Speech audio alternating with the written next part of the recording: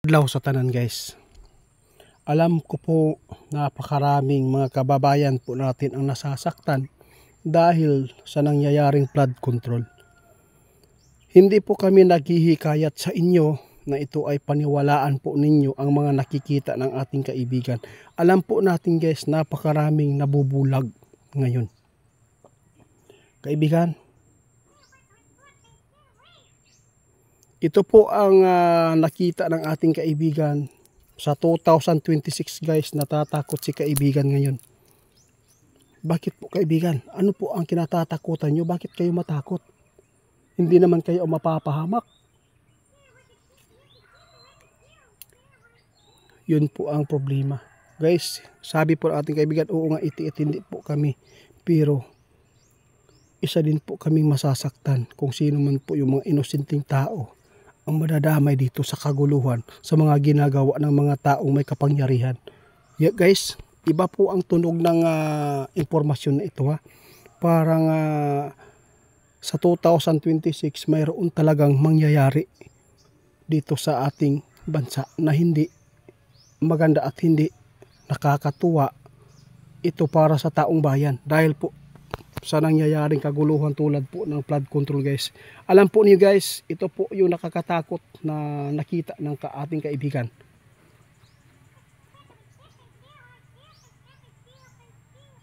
Maraming buhay po ang matuldukan, maraming buhay po ang mawala dito sa 2026 dahil sa politiko, dahil sa mga sabuatan po sa mga flood control. Marami pa ang posibleng madismaya dito sa taong bayan dahil po sa gusto ng taong bayan na mapapatunayan talaga kung sino man po ang nagkasala. Yun po ang dapat po naparusahan. Ngayon po kapag hindi ito mangyari guys, kung ano man po ang kaguluhan po daw ngayon, sabi ng ating kaibigan noon, mas lalo ngayon 2026. Ito po yung tandaan po ninyo ngayon guys na mga ipinapaabot na nakita ng ating kaibigan na duwende.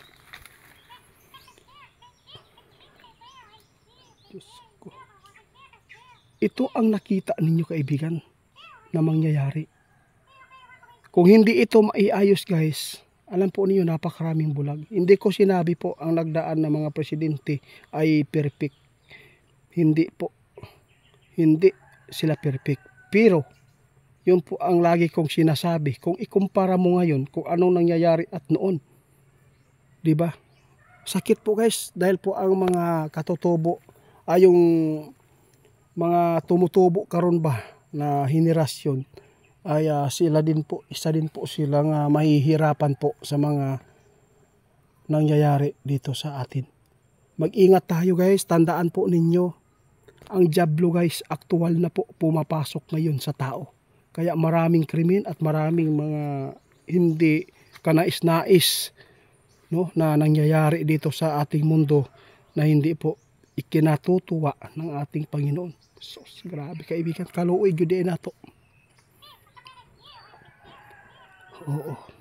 Alam po ninyo ngayon guys, dami ng mga sinasaniban po ng espiritu ng dyablo dahil po sa material na mga bagay.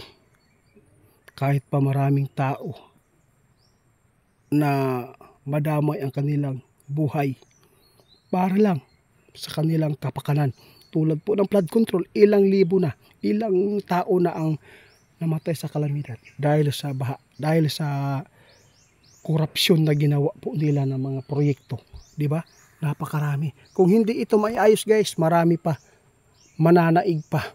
Sabi ng iba, hindi mananaig daw ang masama. Pero hindi niyo alam, sa 2026 pwede niyang manaig guys.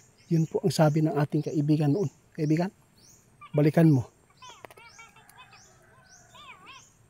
Dahil guys, itong pain ng dyablo ngayon na nangyayari sa Senado sa pagpamumuno ng ating president, isa din po sila sa pain ng dyablo para ang mga tao maraming umalma at makagawa ng hindi maganda sa mata ng Panginoon. Kaya ako po ay nagpapasalamat kung sino man po ang mga taong tumutulong na ipanalangin po ang ating bansa. Salamat. Sana po no, wala tayong magawa guys kung ano man po ang nakatadhana sundin na lang po natin, di ba kaibigan? Ingon si kaibigan guys, kung sino man po ang mabubuti pang puso dyan, huwag po tayong tumulad sa iba.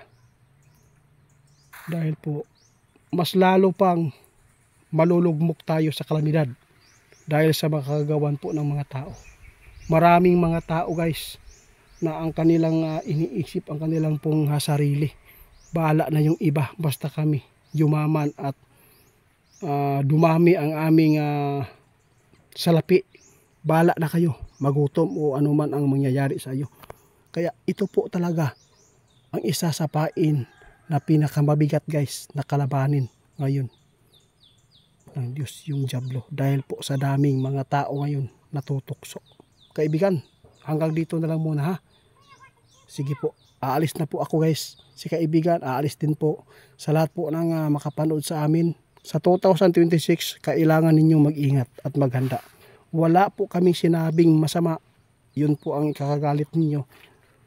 Kung nakita man ninyo na mayroon tayong pinapaboran, kasi may mata tayo at puso at mayroon po tayong kaibigan na nagsasabi kung sino po ang bintaha, no, na nagdala sa ato ang nasod kumpara nato karon sa una.